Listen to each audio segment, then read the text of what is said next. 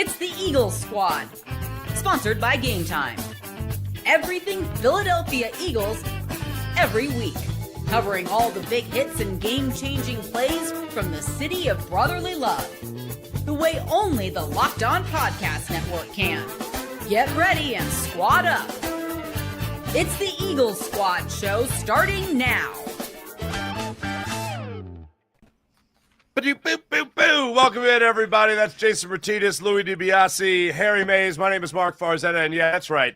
We have squatted up, ladies and gentlemen, to bring you another edition of the Eagles Squad podcast, courtesy of the great people of Locked On Network and also the amazing people at the Gametime app. Make sure you guys download the Gametime app. Use promo code LOCKEDONNFL for $20 off your first purchase on the Gametime app. So much to get into. The head story, the lead story, the headline, if you will, is Jordan Davis getting his fifth-year option picked up for next year, 2026, where we'll be making between $12 and $13 million guaranteed. We'll talk about what that means for the Philadelphia Eagles roster, what this means for the Philadelphia Eagles defensive line, most notably. We'll also break down the tight end value of the Philadelphia Eagles and how much that position is of value to the Eagles, whether it's Dallas Goedert or whoever else, Dallas Goedert or the field.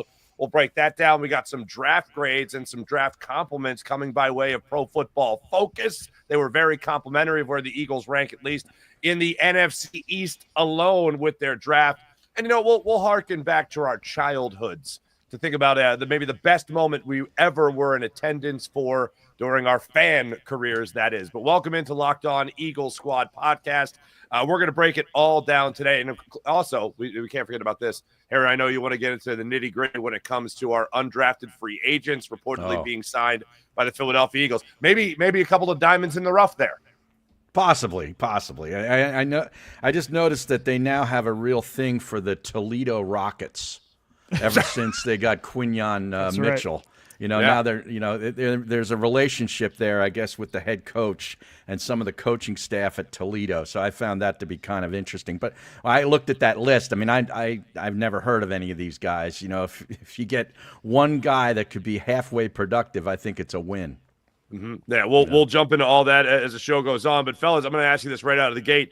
We had kicked it around a couple of times. We kind of knew this day was going to happen. We just weren't sure when it was going to happen and how it was going to go down, whether or not it was going to be a contract extension like for Cam Jurgens, who was drafted in the second round the same year that Jordan Davis was taken in the first round, or if it was simply going to be a fifth-year option being picked up with Jordan Davis. When you saw this news, Jason, I'll start with you. I know you're joining us today, which is great to have you. When you saw the news with Jordan Davis pop yesterday, what went through your mind? I'm very happy because he's a wrecker. He's a guy that commands a lot of attention inside and creates a lot of plays for other guys. It made all the sense in the world. I mean, the guy was just drafted in 2022, 13th overall pick. And the defense, there's going to be attrition when you have a team that went and won the Super Bowl. That always happens. But you got to identify key pieces that you cannot lose, and you cannot let other teams come in and pick. It's like an episode of Pickers, where all these teams are coming into your garage and picking all the good stuff. Well, you got to take some stuff out of the garage that you want to keep, so they can't pick it and can't make an offer. So, and he's one of those guys. He's one of those guys they absolutely need. It was a good pick, and I'm thrilled that he's staying because. I'm a firm believer, although it was boring under Andy Reid when he always went offensive and defensive line, but it's obvious.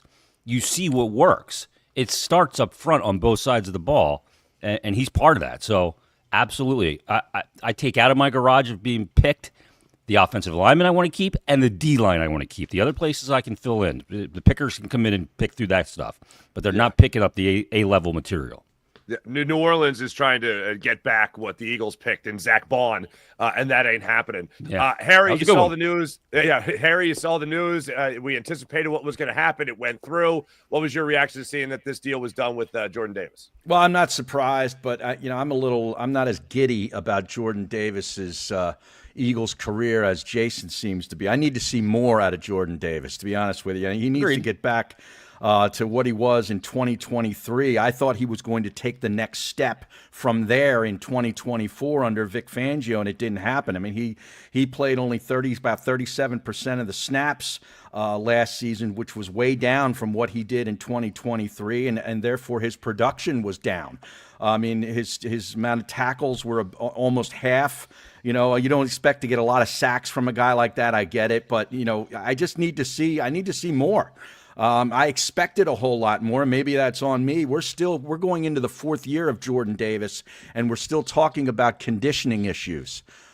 So, you know, that's, I think, where it begins and ends. He needs to come into camp in the best shape of his professional life this year and really, you know, give me a year where he's a lot more active and he's making sure that he's on the field more because the coaches can't take him off. Louie DiBiase, Eagles Locked On YouTube channel, providing the daily podcast and other great content on this very YouTube channel. When you saw the Jordan Davis deal, I mean, you even hate to call it a deal. It's an option that was picked up. But when you talk about that option getting picked up and seeing the news yesterday, were you on the excited bus or were you, when will this be over? I'm somewhere in the middle. I lean closer towards what Harry was talking about because I think the Eagles are still paying him based on a projection. I think they expect him still to become more as a pass rusher. They're still hoping he takes that, you know, Dexter Lawrence type of step. And Lawrence didn't have over 4 sacks until year 4 with the Giants, and he did have 7.5. So I think they're still paying him that $12 million. I think they will extend him before the season's over on a team-friendly deal. I think they're going to pay him too with the expectation he takes that step so they can get ahead of it early rather than have to pay later if he does break out. I don't know if he's ever going to get to that level of a Dexter Lawrence, but he does have to get to at least some sort of level as a rusher where he can play, you know, 45, 50% of the snaps. Like Harry said, 37%. That's just not enough. Even for $12 million, which isn't crazy. I looked at over the cap, like where that puts him in the defensive tackle range. It's around like BJ Hill money. So it's not bad. For a run stopper on 2 downs, it's a really important position, as Jason was alluding to. He still doesn't, like, he doesn't have to be a 10-sack guy for this to be worth it. But it's got to be more than what he was last year. He did have a sack, though, in the NFC Championship and the Super Bowl. So maybe that's a sign that Clint Hurtt's going to get more out of him. But so I'm somewhere in the middle. Like, he's a good player right now, but he's got to take at least one more step in 2025. Real quick, the thing is with him, I look at 22 first-round pick. It's not that far. Harry's right. He can control being in shape and being, you know, we shouldn't be talking about those kind of things of a guy's conditioning at this point. But development at the pro level is not a straight line. Right. So the same reasons why they drafted him 13th overall, I think are still there. So I think that abandoning that situation would be a net negative at this point. You pick up the option, you use it to motivate him this year. This is a prove-it deal year for him. And I love players in the year where they determine their financial future for the rest of their life because they're motivated by money. There's no doubt about it. I look at players, too. Sometimes when they get paid, they fall off because they got fat pockets. So that's something I look at with him and go, this is a very important season for him. And if he shows that these sort of condition issues are going to be a thing and he's not going to be able to be on the field for more than 50% of all those things, then I can cut bait and move on. I can say I gave him every chance, but I'm not ready to do that yet. Especially with no Milton Williams now. You know, this is a big year for him to really step up and bigger piece. And take a bigger piece. You're exactly right. Yeah, the way I look at it with Jordan Davis is the conditioning is always going to be, I think, an issue until he really puts that to bed, and that's really up to him. When you see the decrease in snap count for him going into this year, I think it was, 43% to 37%, I think was the drop-off in snap percentages from last year to this past season. But it also has to do with the Eagles winning on first and second down. So if he's not going to be out there on, say, a 3rd and long in an obvious passing down situation, that means the defense did its job on first and second down. But I want him to take that step forward. Harry, as you're talking about, I want to see him improve. What really is his ceiling and full potential is a question that I want to dive into with you guys, because I look at it as, all right, the Eagles, Louie, you were talking about the Eagles are in the middle. You're talking about how you're in the middle when it comes to Jordan Davis. Yeah. So are the Eagles right now when they just pick up the option as opposed to really extending the deal. I find it fascinating what's going to happen in the next year here with Jordan Davis because, Jason, to your point, you're talking about a guy that is playing with that extra added motivation other than just winning. You won the Super Bowl already. You showed up and played well in the Super Bowl also. So you've accomplished the ultimate. Now what's next? Doing it again. and making sure you're financially compensated to do it. You also have the ability, if you're playing next to a guy like Jalen Carter, to be graded on a bit of a curve because so much is being taken over for you. So much responsibility is put onto Jalen Carter's plate. Make them pay. If you're Jordan Davis, even if you're Ty Robinson, even, okay, not only do I want you to fill the shoes of a guy like Milton Williams, but I also want you to make sure that other teams are paying for it every time they're using two linemen to block sometimes. Jalen Carter. Right, exactly. Yeah, sometimes three. Sometimes three. Make them pay each and every time. So I look at Jordan Davis, and I think he is that run stuffer. Eagles have one of the best run defenses in the NFL, much thanks to Jordan Davis and him being able to plug up the middle of the line of scrimmage. But take that next step forward where I think you can be that option on a 3rd and long. Be the guy that can still break through that line of scrimmage, not just a run stuffer, but a guy that the Eagles can really see blossom into that type of player that can be so versatile where you can finally start to use them on those passing downs. Now, Jason, you mentioned a second ago, again, you're getting to a guy in Jordan Davis that has been a certain mauler on the defensive side of things. He can be a wrecker on that side of things. Do you see that full potential being reached as a guy you can rely on passing downs? Well, it's time to either S or get off the pot for him because you're right. When it comes to when you got a guy next to you like Jalen Carter who eats up so much, you're in an advantageous position to put up big numbers, to really be a guy that impacts a game. And look, the fact of the matter is this: the perception is the reality. The perception, when you got a guy like Carter there, and if you're the guy that's making all the plays because he's getting double and sometimes triple teamed, you look pretty darn good. You'll get paid on that. Yeah. Sometimes it's who's around you and how you get paid, but it's how you take advantage of that situation. He's got to take advantage of it, and he's got to be on the field more to do it. So if he can do that, then I have no problem paying him after this season, or if you look 8, 9, 10 games into the season and you feel really comfortable about his fitness and all of those things, then you can make it. How he's kicking a can down the road, which he's famous for, and he's creating the right leverage for him to keep to work the cap and kind of fit everything in this fiscal puzzle.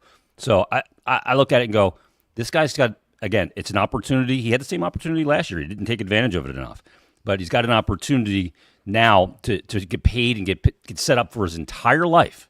You never have to work a 9 to 5 if you can get paid based on having a huge Bafo season. So he's an important player for them because they invested an important pick in him. So how he takes going forward is going to be up to him. But Howie, once again, just maintaining leverage, always has hand. Never has to be a fireman.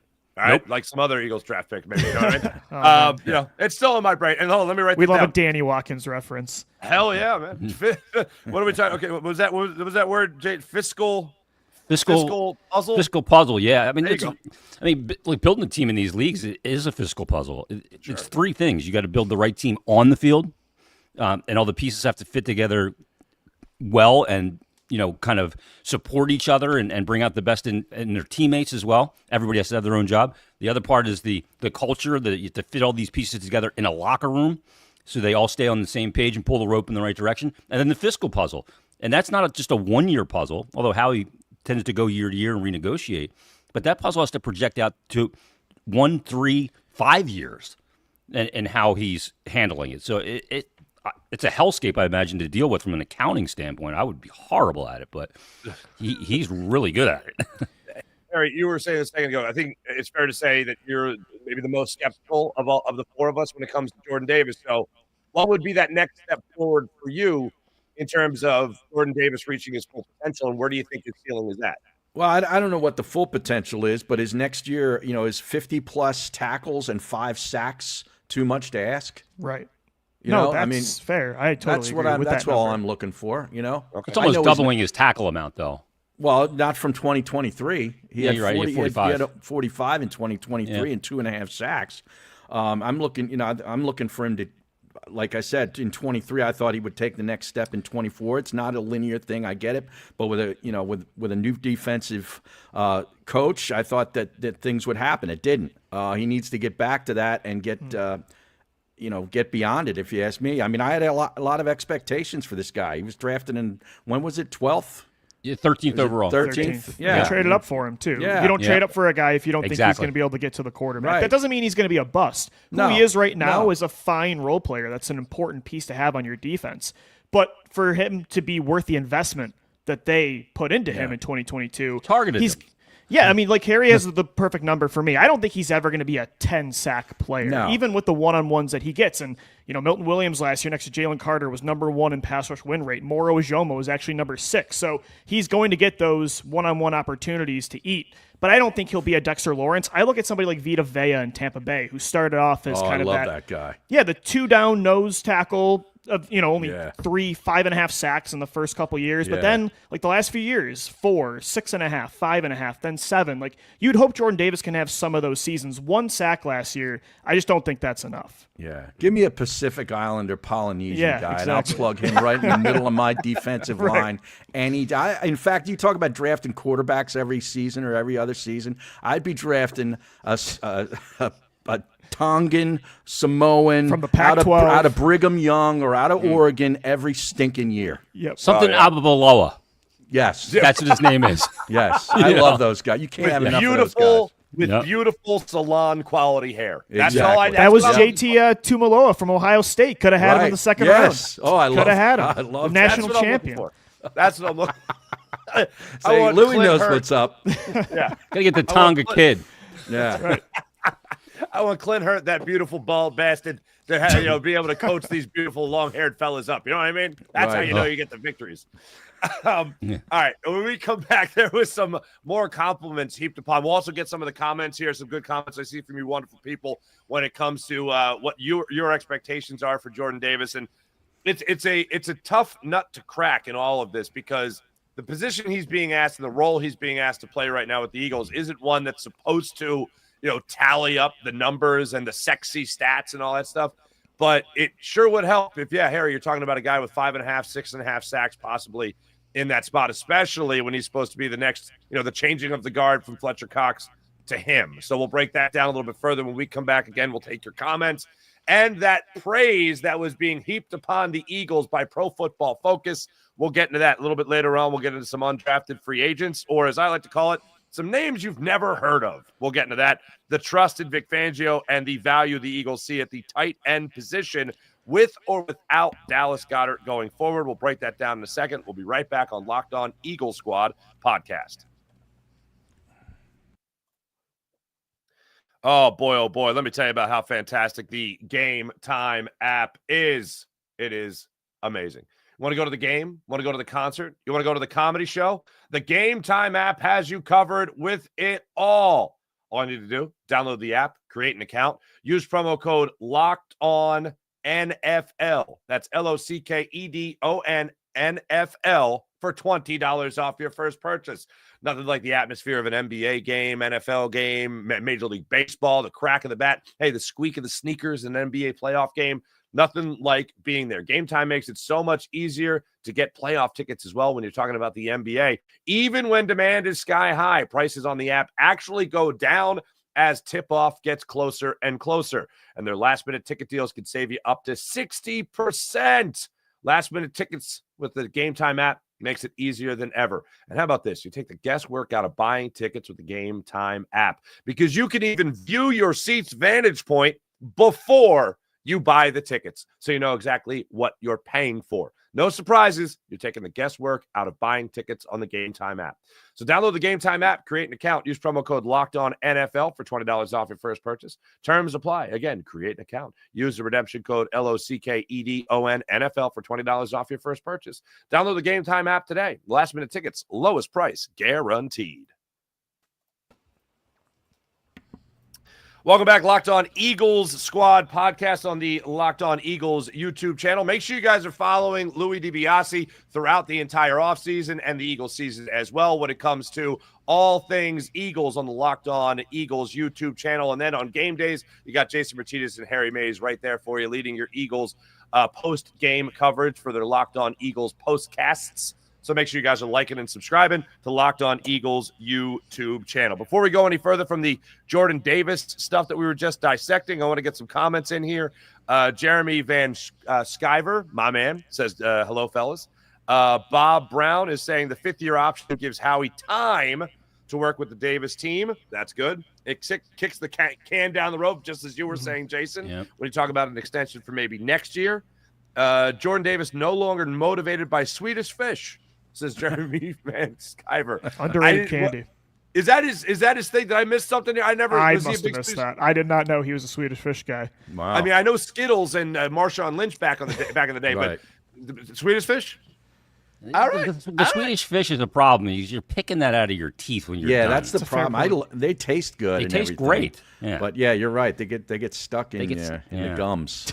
Yeah, that big shelf life in the mouth. Yeah, you know what I mean? And it pales in comparison to the Right. gummy bear. It pales in comparison to the Haribo gummy bear. So This is a good point. maybe you should be motivated by the gummy bear. I think gummy worm supplants all of these. Oh, yeah. But Those are good. Okay. Yeah. All right. Okay. Number we'll save one that for pick. the Locked On Eagles candy draft down the road. No, we're doing it right now. Hold on. All right, let's get into it. All right. Gummy worms, gummy bears, Swedish fish. What's the number one overall pick, gentlemen? It's Gotta the be bear. gummy worms. Okay. You go to bear, you go to I take the worms. bear over the worm. I go worms, but bear they got to be over the worm. sour worms. The worm So- has the consistency of the worm is a little softer. I like Agreed. the- It's a you little know what easier I on the mean? It's a little jawline, Harry. easier, as you get old, like me. So Harry's it's with me, easier. worm guy. Yeah, I'm You guys a are worm worm guys, huh? Big Yeah. worm guy. Wormsman, huh? Yeah, I'm a wormsman. Yeah. I- But by the way, I looked up, and whenever I see a term, and we had this squat up thing that we were joking about earlier this week. I look it up on Urban Dictionary. Have you done it? No. Oh, There's some things that are associated with the phrase squat up that we might not want to be associated with. That's all I'm saying. Okay. wanna I'm not start, going down the Urban Dictionary rabbit hole. I got enough No rabbit website holes. for anything. It's not good.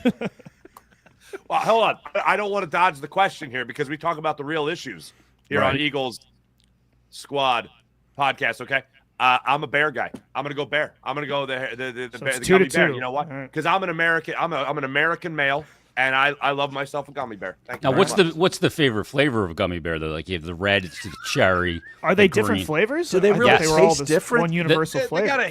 one's got a hint of lime, the another yellow- hint of cherry. The yellow hue one. They never put enough of these, and they're almost clear. Is the pineapple? Is Okay. the best flavor of gummy bear? I know the green ones seem to have the strongest flavor, to Yes. me, like they're kind of sharp, a little bit. I like to tangy. mix the flavor. I go a red, a green, and a pineapple, or I go a yellow. Smash them all See, together. the yellow's never good. Like you buy a thing of Starburst. Like the old lady, I'll buy a Starburst pack for her, and she eats them all, except there's 3 yellow ones sitting there. The Oh, lemon. I like the yellow ones are great for me. Yeah, I'm not a fan of the yellow. I'm a fan of the lemon. I'm just imagining us getting into this conversation with the old boss at the old radio Urban station. He would be going freaking bananas right now. Nobody cares about I gummy mean, worms. he'd call the producer, and then he'd run down the hall anyway. Like Yeah. it's But first he'd call and say, "You who loves gummy worms, Harry?" Dennis Rodman loves gummy worms. The worm loves the gummy worm, Harry. the worm. Jerry, were you aware? We should that get him this was on. This conversation. Never work on Bob radio. Brown, this is great. That was great. Bob Brown, Davis's inability on third down requires we add another defensive tackle in the room.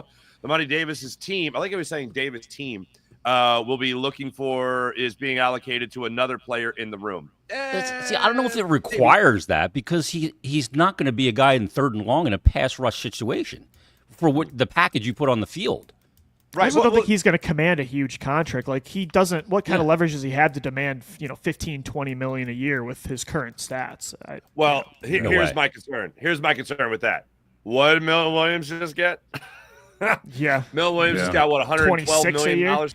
The problem is there 100 always okay, seems visit. to be a handful of teams that have a lot of money to spend. Or Sure. somebody will be willing to You know, spend it. They got $70-80 million of cap space or something. Yeah. That's the cap keys going up, and then they're like, "Well, we got to go spend it. We need a tackle. Okay, Jordan Davis, here's $20 million." that's why I wonder if they're going to try to get right now. Are you comfortable paying him an extension? I think they might, even though they might want to wait a little bit. Like Jason said earlier, maybe you wait halfway through the year and then you give him an extension. I do think they want to get ahead of it early though, because like you said, the longer these guys play, like Milton Williams, Price if goes Jordan up. Davis does break out, then he's not going to accept a team-friendly contract. He's going to see what the open market's like. because a pass rushing tackle of that size that can stop the run, he could get 20 plus million. We'll a year. see what So, Ty Robinson gives us, about the middle of the season. I'm curious to see that. But sure. the guy, if you're going to say, hey, you got to keep one, it's Jalen Carter. They got to find a way to. That's the guy that needs to be going here nowhere for the entirety he's getting of his 35 career. plus a year. Yes. He's getting the Myles Garrett contract, man. He's Yeah, got to be exactly. Fletcher Cox that never leaves. Yeah. Yeah, right. That is going to be a ginormous resetting of the market for half a decade type of deal. He's going to get, no doubt. But my thing is, we all know how good Jordan Davis is. I think we all knew how good Milton Williams was. My point is that these guys are playing next to the kingmaker and Jalen Carter. This is the guy that's making a lot of other guys look pretty damn good, and that's why I think the bar is low right now for Jordan Davis because of who he's playing next to. Now, those two can help each other out, certainly, especially on first and second down. But going forward, if you do let him go, let's say again, this year for the contract extension, to be clear, he's playing here next year in 2025. The contract the fifth-year option is for 2026. So we're talking about working on a new deal, maybe in this coming season or next off season for Jordan Davis. He has a year at least to be looking pretty damn good next to Jalen Carter for one more season. And if Milton Williams can turn around and cash in that kind of check and also getting the bidding war going, as we've mentioned, well, then Jordan Davis could be certainly knocking on that same door when it comes to playing for another team, despite not having a Jalen Carter to play next to. So it comes back to the kingmaker Carter. Yeah. Well, he should be well aware what Milton Williams is getting paid. His agent better be in his ear and say, look, you got a good situation to shine and be a good player and get paid a ton of money.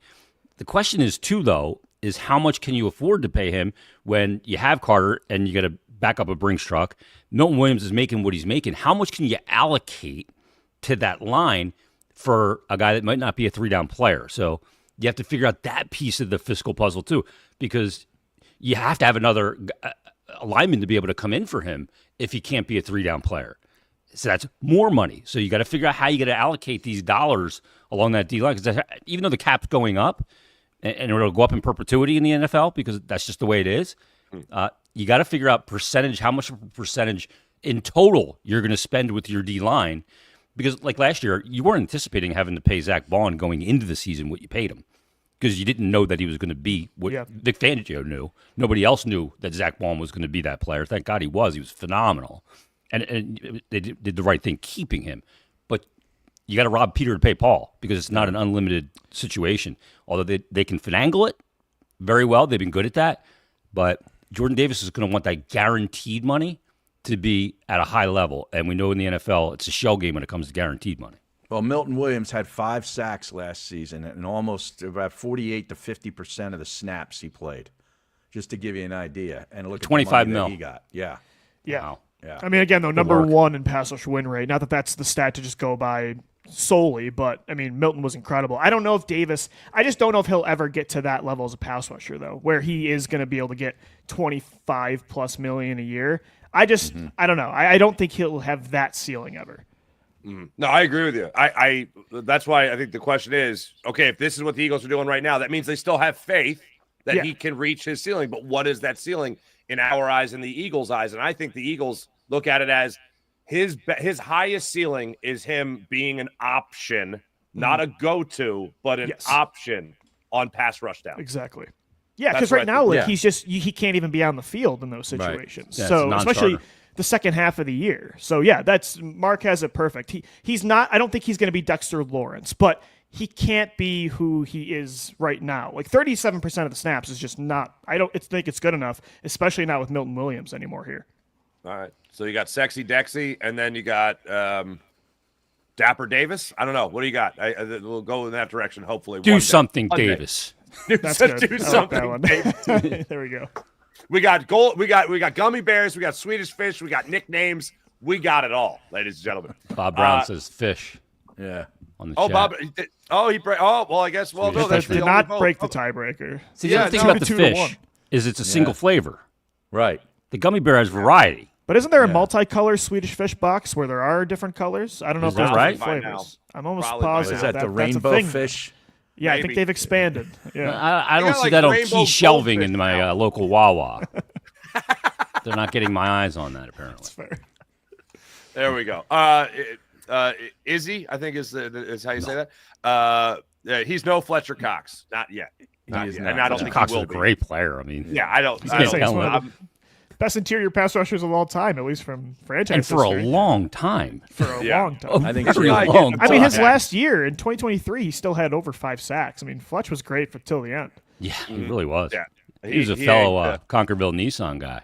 I did some commercials with him. And Delaware Valley Sports. Yeah. The gun shop. I did commercials with him with my son. We recreated the old Mean Green commercial where they Joe throw Green. Mean Joe Green. Yeah, Mean yeah. Green's Yeah, the disc Mean Ed jockey. Green. He's a He different was the guy. metal shop. Yeah. Back in the day, they have a He metal was shop. one of those old jobbers from the old WWF days. Yeah. Like back in the Instead of early throwing the 80s. jersey like Him and Frankie Williams. Mean Joe Green threw to the kid, he threw the keys to a Nissan Maxima to my son Evan when he was like 7 years old. That's beautiful. We'll have to bring that up. I'll have to get the video of it. Yeah, on we YouTube. need the video for that. Yeah. Good Lord. Touch your cocks. That's what Evan was doing. Now he's 18. You have to bring that. Oh, I wasn't going to ask. I was thinking it, but I Yeah. wasn't going to say it out loud because that would make me feel old as hell. Fellas, when we come back, we got to get into these undrafted free agents. I know these are names that not a lot of people know, but there are a couple of names out there that some people might recognize, and more importantly, what they could do for the Eagles. And we'll also get into that lavish praise from Pro Football Focus. That's when we return. This is Locked On Eagle Squad podcast on the Locked On Eagles YouTube channel. Back after this. Oh, my goodness gracious. What kind of TV you got? You got Amazon Fire? Huh? You got one of those? You're treating yourself? Living like a king?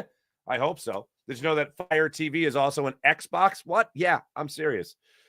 Turn any TV into your gaming and entertainment hub with Fire TV Stick 4K devices. No console required. Just grab your paired controller, subscribe or sign in to Xbox Game Pass Ultimate EA Play included, and you're ready to go. Dive into hundreds of premium titles, including EA Sports, College Football 25, and Call of Duty. As easy as you stream your favorite shows. It's just that simple. If you're not a big gamer, you can use it for so many other things. It is fantastic, though. You can head to Amazon.com/FireTV Locked On. That's Amazon.com/FireTV Locked On to get started. If you ever want to try out Xbox games without the big upfront investment in a console, Fire TV Stick 4K can be low-pressure way. It can be a low-pressure way to get started on exploring all of that. Did you ever find yourself flipping between apps to find one place that just works? Fire TV Stick 4K. Everything's in one place, from Netflix to YouTube and beyond.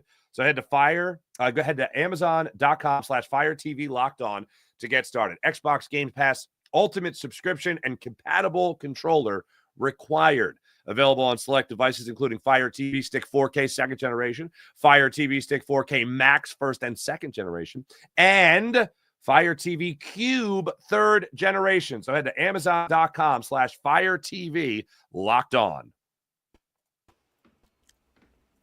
I'll take advantage of all that great stuff. All right, let's get into this first when it comes to the lavish praise from Pro Football Focus. Harry, I know you saw this.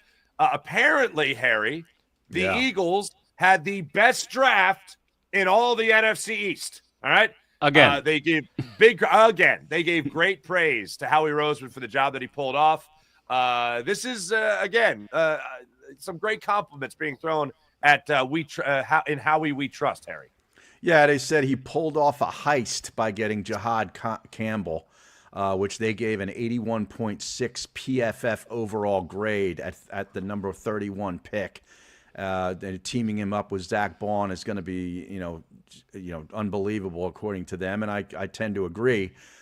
Filled a looming need at safety with Makuba, and they gave him a nice grade at 90.0. The day 3 picks, they seem to love all these picks too. I mean, they're talking about giving potential new gems in Jeff Stoutland's quarry. I like that line. That's pretty good. With those three offensive linemen that they took in day 3. So, glowing praise. I don't necessarily agree with PFF on everything, but because some of the things they do, I think a lot of time is just to get a click, because they do say some outrageous things from time to time during the season. But they definitely love this draft. Well, if I like what they say, then they're brilliant. If I hate what they say, they're a bunch of nerds. That's Shoot the source. Right? Yeah. But Yeah, the thing is, these nerds in their mom's basement doing their numbers. But these I will numbers say guys. this. I will say, this is what blew my mind about that. Now, you just mentioned the numbers, Harry. Okay. Jihad Campbell, 81.6 rating by Pro Football Focus. That's their first-round pick. That was a top 10 guy on the Eagles board and apparently some other teams' boards that they got at the 31st overall pick. Yeah. 81.6. So then you go all the way down to the fourth round. Mm-hmm. And Mac you get Ty McWilliams. Robinson, who's I was going to say Ty Robinson, who's a 75.1. 75.1, you're talking about the fourth round versus the 31st overall pick. Yeah, well, even Mac McWilliams, they had at 84.8, which is higher than Jihad Campbell. Yeah, they really like McWilliams a They lot. love that guy. Yeah. So okay, so that's where I look at him and go, "What a bunch of nerds!" But I hope that's the case. Louie, you look at these numbers, and hey, I'll buy in. That you can talk about a heist. Yeah, I think the Eagles, too, what they've been doing since, I'd say 2021 when they took Devontae Smith, they really have been just taking good players at good schools, kind of going with the consensus boards of a lot of media platforms. Players, everybody jokes around that you just love Howie's draft because he drafted guys that you know. Yeah. But that's worked every single year. It's safe. Yeah, keep it simple, stupid. And I think it's really worked for Howie. You don't always do that. All these players don't always pan out from Bama and Georgia, but it's helped them win a championship. And when back in the day when Howie wasn't as good of a drafter, I felt like he was always trying to be the smartest guy in the room, taking Jalen Rager over Justin Jefferson. Small school guys. Yeah, small school guys. Or even, back in the day, like Marcus Smith in 2014. Louisville. We got a Danny Watkins reference earlier in the show. So that's all Andy Reid. I blame Andy Reid for that one. I mean, Andre Dillard, that's a fair point. Andre Dillard in 2019, I just think he was a bust. It doesn't mean you always take, like Quinyon Mitchell out of Toledo last year worked out beautifully. So I'm not saying this is always the right strategy, but it's worked. And I think a lot of media platforms like that because he kind of follows along with the consensus rankings. So I think that's why PFF loves it. You nailed it because these are the guys that on Saturday in the fall we see all the time because they play big schools like Alabama, Michigan, and you see them all. So they're more well-known. Those deeper down guys playing in smaller schools getting, the 8:30 at night on FS4 game. People are not man, seeing. I'm watching that Even game. Pac-12 after dark. People are going to bed when you see it. Yeah, you don't see those guys as much, so you're not as aware of them. But my philosophy is simple. Never in the NFL, for the most part, again, it's not universal because you mentioned Quinyon Mitchell out of Toledo last year, but there's some guys that defy it. But you pick a guy from one of the power conferences. You never pick a guy in the first round from a school that's more known for academics than it is athletics. Like you don't go to Duke in the first round unless a Baldy's there, right? Wow. So you used to go to Stanford back when they could play football a few years ago. It was different. That was a different time though for Stanford. But you look at the Eagles now. I wonder how much the Pro Football Focus grade looks at the last couple of drafts as well in considering how Howie views players. Because you look at, like he gets Cooper DeJean in the second round last year, and look at the impact that he had. Quinyon Mitchell starter from day one. And he's had success with not only drafting these guys, but getting them on the field right away and being key contributors. I think that goes into the evaluation sometimes. They won't admit that because it's all about numbers.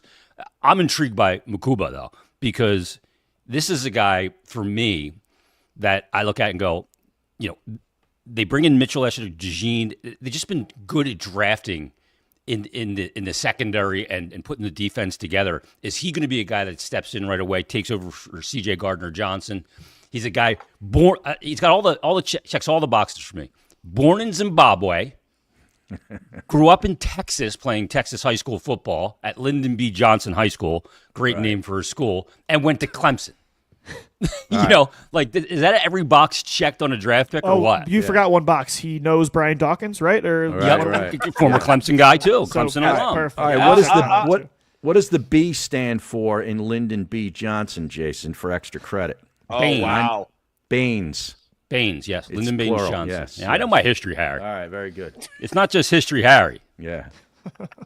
We left out one thing. Roommates with Jeremiah Charter Jr. freshman year. Just saying. There it is. Just saying is all. Just saying. What's Jeremiah? His name is the old man was Axeman. The Axeman. Wasn't he the Tomahawk or something like that? Wasn't that his nickname? Man. The Hatchet. Jeez, tomahawk, man. Yeah, I don't know. Wow. Harry is still reeling that I knew LBJ's middle name. Yeah, I really am, to be honest He with is you. stunned. Why don't you just go into your Gargano impression right now with the whole You got LBJ. Get it out of the way. The whole thing. Get it out of your system. Get it out of your system. I do it all day at home. My wife's like, Oh, "Geez, my will you God. stop it?" Tell us more. No, anyway. Wait, we have one thing here. And look, we're praising the Eagles draft, and rightfully so. Now, Jonathan Harvey in our chat is telling us the Giants had the best draft in the NFC. And this is from an Eagles fan, Jonathan Harvey. Thank you for commenting. I know you're a freaking commenter, viewer, and listener, and all that stuff. Well, that would be let me odd ra- because they let me made a rattle tire this off. fire from. I thought they had a great draft. I agree They with them. did. Yeah, I don't And know you if know who it's I better than forgot the Eagles, about? but it was very good. Yeah, it was. Let me put it to you like this. I talk about off seasons. Okay, I think the team that got the team that improved the best from last year to this year, or for this upcoming season, I should say. I think the Commanders have taken a big step forward in terms of improvement. Yeah. But I still see the Eagles as the class of the division by a pretty good margin. Like I think the Commanders closed the gap more than any other team. And sure, they had the least amount of space to go, but I thought they closed the gap more than anybody. You talk about improvement from walking off the field this year to walking onto the field in this upcoming season. I still think the Commanders have closed that gap more than anybody else. But the Giants, when you do look at their draft, we know Abdul Carter. We know we can talk about Jackson Dart potentially starting from week 1. We'll see if that's the way that works out. But Darius Alexander, solid defensive tackle they take out. And then let's not also forget, in the 4th round, Cam Skeetaboot. Scatterbo. Right. Yeah, Scatterbo Yeah. goes to the Giants as well. Yeah. Well, isn't that Toledo? Wasn't that defensive lineman from Toledo? That's a guy Louie liked that guy. I liked for him the a lot. I Eagles. couldn't believe he fell to the 3rd Yeah. round. I thought he was maybe a fringe end of day 1 pick, at least an early 2nd rounder. So the Giants, I mean, their defensive line, again, football's not played on paper, but their roster on paper looks pretty solid, especially on defense. I mean, you've got on their defensive line Abdul Carter, Brian Burns, Kayvon Thibodeau, Dexter Lawrence, and Darius Alexander. That's Luckily, pretty the good. Eagles have a great offensive line because that's a deep defensive line. Yeah, that's Do pretty you good. think Scatterbo is going to be an NFL player? Throwing it out to the field. He's probably the Whoever, favorite to start there, right? In the backfield. I mean, who else? I can't even remember who they were featured last year. Yeah. It was the rookie. I can't remember his name. Tracy, right? Yes. Yeah. Yeah, you're right. Yeah. So he might have a chance to start there, actually. Oh, dare I go? A Thunder and Lightning. That name needs to be in the NFL. That's just a great name. Yeah. Scatterbo? Especially yes. for his position. That's perfect. Here we go, Jim. We got Scatterbo.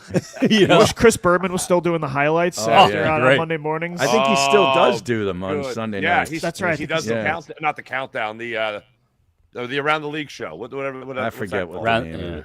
yeah. But Scatterbo. You know where he started? Sacramento State. Oh my goodness. Football Yeah. powerhouse. Didn't even realize Sacramento, they played football over there. Yeah, It was all basketball. Yeah, FCS team, and then transferred to Arizona State. Wow. Yep. Good knowledge So by Harry. look, they had a great draft. They did good job. Good job on them. They still have about several miles to climb. By the way, when's the last time the Eagles drafted a linebacker in the 1st round? Do you remember? It was like 70s? 72, 1979. 79. 79. Robinson. 79? His last name was Robinson. It was when Vermeil was here. Yep. I think it he was played Jerry at Robinson, UCLA. 21st He played pick. at UCLA. Correct, Which is where Vermeil came from. Yep. Yeah. Correct. 1979. They took Jerry Robinson. Yep. And for years, what was the guy? Ruben, few years back, the linebacker that everybody wanted the Eagles to take. Ruben Foster? Yeah, in that Yeah. draft, and they didn't take him in their 1st round. he For slipped. years, we've been calling for a linebacker. He had a lot of off the field issues. I was didn't going he? to say, it didn't end Yeah. up working out, so good No, thing it they didn't. avoided Yeah, Ruben's that. fault. Right. Yeah. Was he from LSU? Alabama. I think. Alabama. Alabama. Yeah. Yeah. He didn't pass the Big Dom test. I don't think so. He They did the knew- background they knew check. to take him. Yeah. Hey, little check. I'm telling you, I'm hearing things about this guy. That's how I picture Big Dom going into Howie Rowe. I heard things about this guy. No.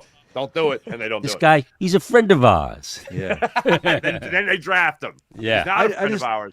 I just figure that he's got like some Ray Donovan guy on the payroll. Big Dom does, and that guy does the actual work. The wet work. Oh. You know what I mean? He's got a wet man. Yeah, exactly. The Novacare complex is literally just Goodfellas in live action. Yeah. Just unbelievable. It's the restaurant scene.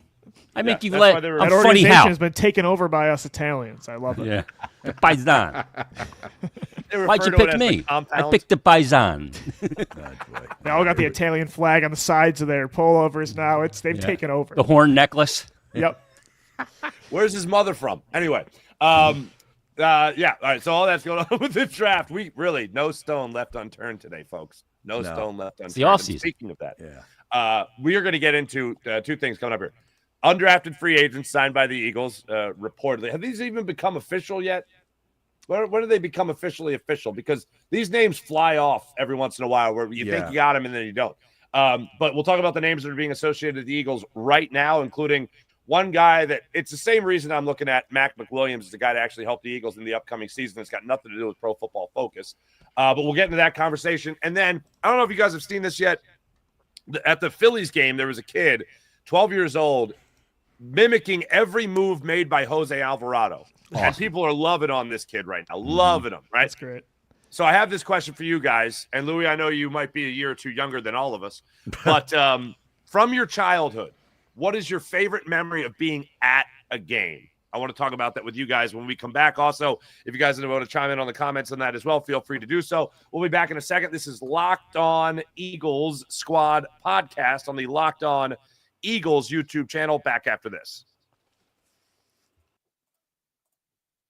Ladies and gentlemen, I got to tell you again about the Gametime app and how much fun I'm having on the Gametime app. We were just talking about going to a game. Well, if you want to go to a game, you want to go to a concert, you want to go to a comedy show, the Gametime app has you covered because there's nothing like the atmosphere of being there. I know you can always watch it on TV and it's good, but it's great when you're there, especially when you're talking about NBA playoff games. Maybe you want to trash talk a superstar like you're somebody's dad, for instance, and you want to trash talk Giannis Antetokounmpo. I don't know, but you could be there. Thanks to the Gametime app. So download the Gametime app, create an account, use promo code LOCKEDONNFL. That's LOCKEDONNFL for $20 off your first purchase. Gametime makes it fast and easy for playoff tickets, even when they come more and more in demand for the NBA. Prices on the app actually go down the closer tip-off gets. So last-minute ticket deals, you could save up to 60%. What? Yes. All that on the Gametime app. Last-minute deals, save up to 60% on buying last-minute sports, concert, comedy show, theater tickets as well. All-in pricing also means there's no surprises at checkout. So you can toggle that feature, the all-in pricing feature. You know exactly what you're paying before you check out. And how about this? One of the best things, you can actually see the vantage point of your seat before you buy. So you take the guesswork out of buying tickets on the Gametime app.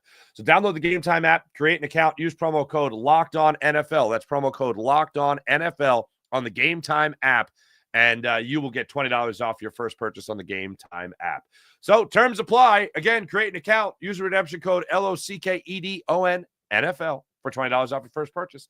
Download the Gametime app today. Last minute tickets, lowest price guaranteed. Ladies and gentlemen, undrafted free agents, or a little game we like to call people I've never heard of. It's the Bernie from Broomall game. Who? Yeah. Spin the wheel, ladies and gentlemen. Fellas, I'm not going to rattle them all off. You got a running back, safety, running back, linebacker, offensive lineman, wide receiver as of right now. Anybody on the list jump out to anybody else of the undrafted free agents? Harry, I'll go to you first. Yeah, well, the kid from Wake Forest, the wide receiver punt returner, Taylor Morin.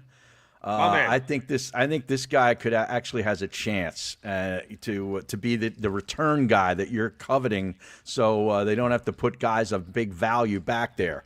I remember seeing this guy play this past year as a wideout. I don't remember him returning kicks, but apparently he's done a pretty nice job with that. He was a team captain in college, averaged 10.6 yards per return, and last year 17.0, according to what I'm looking here at Bleeding Green Nation, and one punt return touchdown. So that sounds pretty good. He's jacked too, man. You seen this guy's arms? He is. No. This guy's a weight room like monster. I guarantee you. Is he better than Jeremy Bloom, Harry? Oh yes, very, very much so. Not as good looking as Jeremy Bloom, but is he a skier? Yeah. Who is? Wasn't Bloom a skier too? And then they got two guys from Toledo, and the coach has an in with the guys at Toledo, so they brought in two guys. One guy's got a great name, Maxon Hook. How great of a name is that? Maxon, Maxen Hook. That's a good football name. And then there's a guy from Texas A&M that is no relation to me, but he spells his name the proper way, B.J. Mays, M-A-Y-E-S. Oh. Maxon Hook is going to take residence in Marcus Hook if he makes the team, Harry. It says here his nickname is Geez. Is that right? BJ's? That's fascinating. But I think Louie. the sourcing that you're looking for is on their own social media. Like they're putting, like their team, like Tarleton State puts out a tweet saying, "Hey, our guy just got signed by the Eagles." Yeah. So I guess it's real. Right, it's real. It's a real thing. Yeah.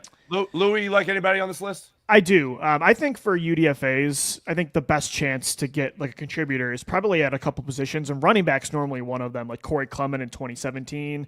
Even though he wasn't great, it was the best of a bad situation. Like Josh Adams at running back in 2018, coming out of Notre Dame, led them in rushing that year. I look at Montrell Johnson from Florida. Sudden burst, good cut ability, 4.42 speed, 9.63 raw athletics score.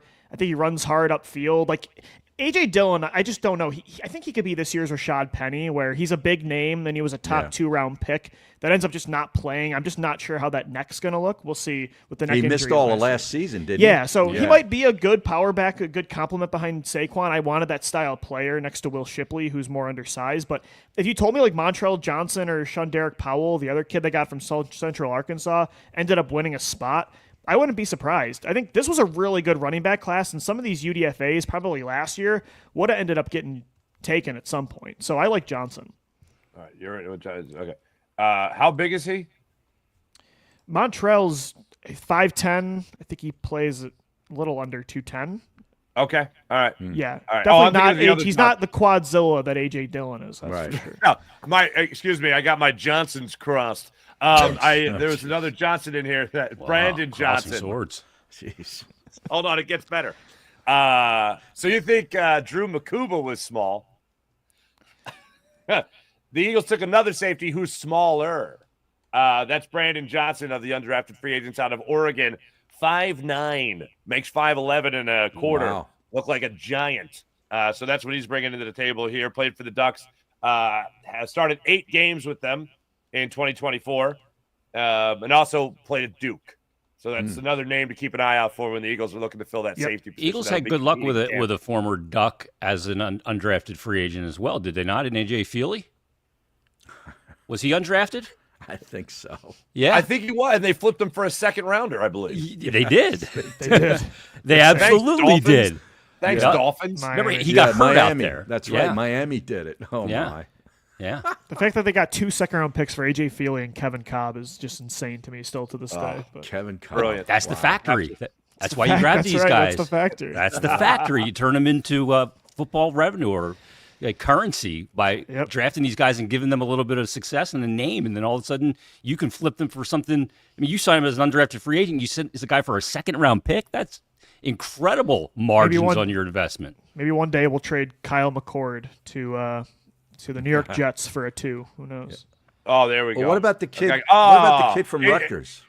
AJ was a huge. 5th-round pick. Yeah. Thank you, Jeremy. 6'8", 341 pounds. Yeah, this Holland kid from Pierce, Rutgers. 6'8", 341. I had him doing some mock drafts on Locked On Eagles. I had him coming to the Eagles a couple times on day 3. Just, again, Jeff Stoutland, just get those giant bodies to him and see what he can do. I like that pickup. And develop the technical skills, because you can't teach. All men are not created equal. He's what, 6'8", 341. And they want to say all men are created equal. My rear end, they are.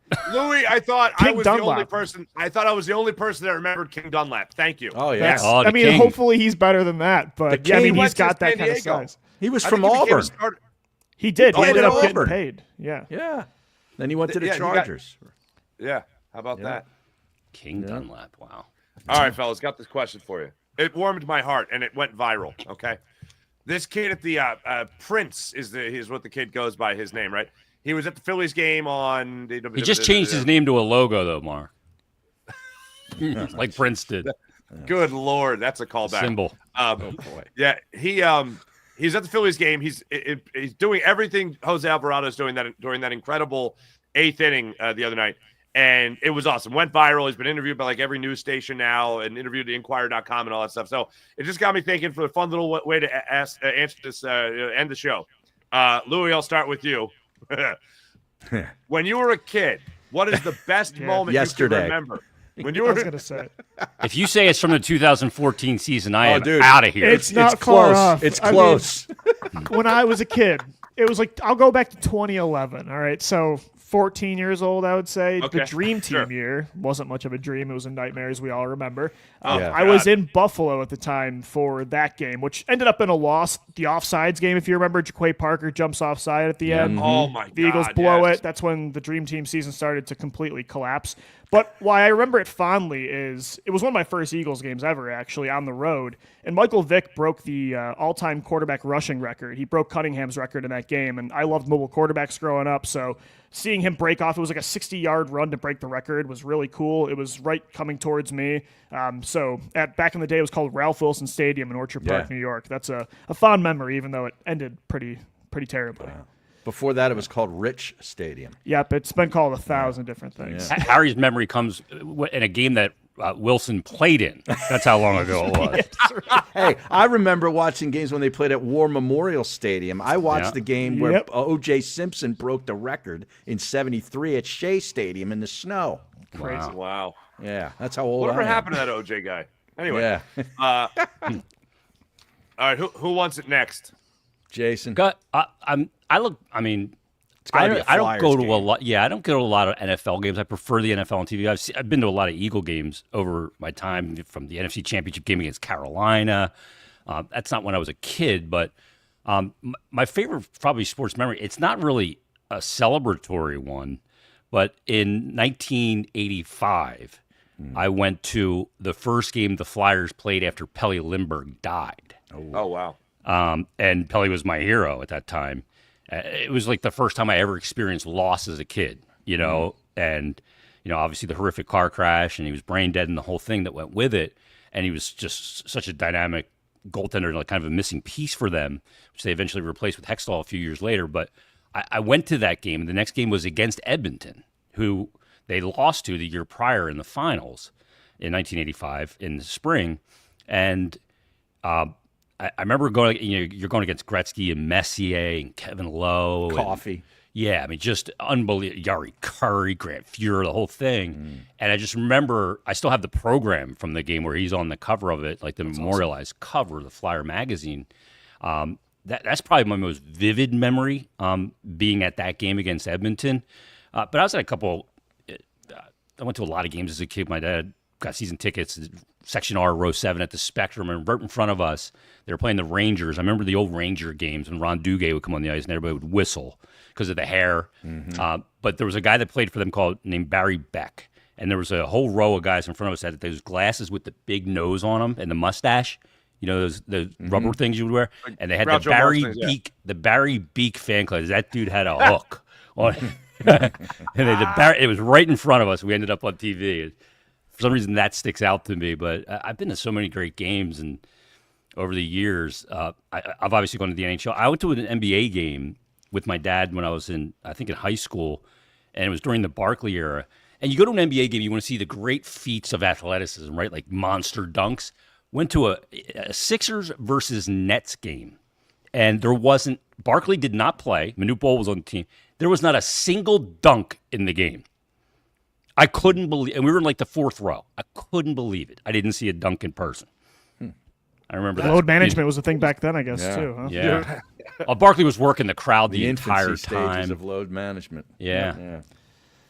Harry, I'll give you the final word. I'll just tell you mine real quick. My grandfather was an usher for the Baltimore Orioles for 25 years. So in my youth, my mom is from Baltimore. So going from Philly to Baltimore was a very common thing. I still remember my grandfather's section was right behind home plate at Old Memorial Stadium. Wow. Which, by the way, Louie, that was the stadium the Orioles played in before Camden Yards. Anyway, On 33rd Street. Thank you. on 33rd Street. 33rd Street. Yep. And I'll never forget, we'd buy the cheap seats, and then my grandfather would wave his usher's towel, and that was the signal to come down and get the seats. He found a spot for you. Yeah. He would find a spot for me, my mom, my brother, and my dad. That's So the Phillies, the Orioles are playing the Bash Brother Oakland A's, and I want to say this is like 1988 and 1989 at Old Memorial Stadium. And there's Mark McGwire, there's Jose Canseco, and all that. And I remember Ricky Henderson. Dwight Evans who played for the Orioles, I think the final year of his career. Dwight Evans, former Red Sox, comes up and hits a grand slam, I believe, in the bottom of the 9th inning. And I was right behind home plate. I was maybe 8 years old. And I'll never forget, I could still hear his grunt as he hit the ball out of the park. I'll never forget that as long as I live. Fast forward a couple of years, I go through Camden Yards, go to a bunch of games at Camden Yards.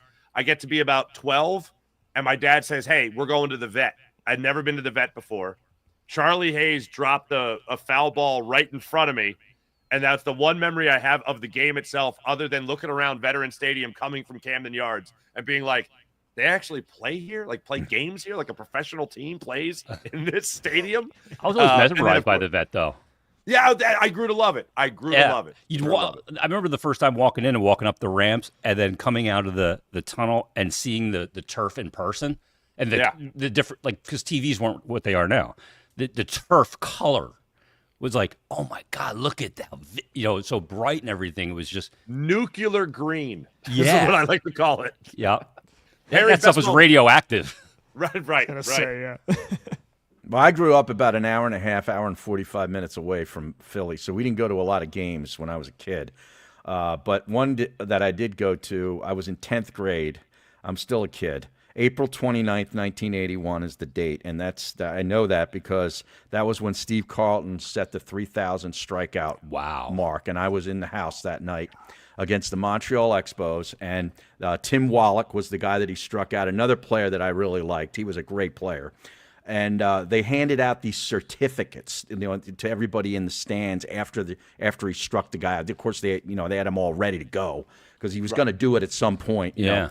And we were sitting down near the old picnic area on the first baseline. Remember the picnic areas in Veterans Stadium? Oh, yeah, it was great. Where it was kind of flattened out down there. Yeah, it was flat. It was kind kind of a flat spot. Yeah. So it was great. It was great seats. And I remember getting the certificate. I don't think the certificate lasted until I got back out into the car after the game. Like I got soda on it or something. It was totally ruined. Nacho cheese on there, I was Harry. in the house. I was in the house. Wow. That's a big Look at moment. that. And here we are, gentlemen, making our living talking about sports now. Go back and tell those kids. That's why, though. They're doing all right. Exactly. Right. Yeah. There you go. That's why. You go to those games and you're mesmerized by it, and you're like, I just remember like so many times going, like, seeing sport live for the first time.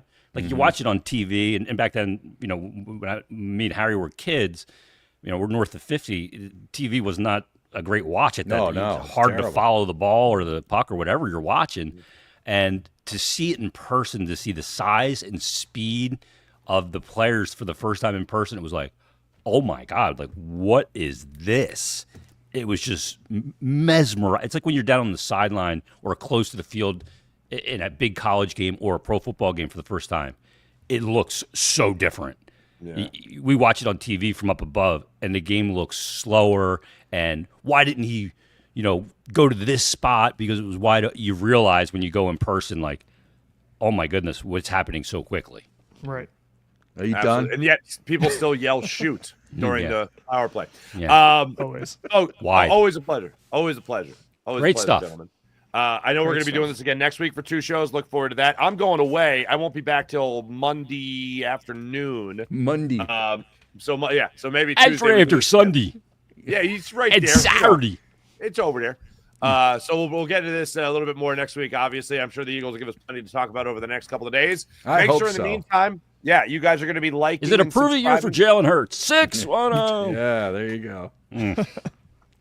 I got a question. Is he the guy? All right. Yeah. We'll be we'll be talking about that next week when we break down the birds even further. But make sure in the meantime you guys are liking and subscribing to Locked On Eagles YouTube channel. Louie DiBiase has you covered for all your Eagles content throughout the next couple of days as well. That's Harry Mays. That's Jason Bertidis. That's Louie DiBiase. I'm Marc Farzetta. I'll be back with you guys next week. And until then, go Birds. Like and subscribe to Eagles Locked On Eagles YouTube channel. See you guys next week.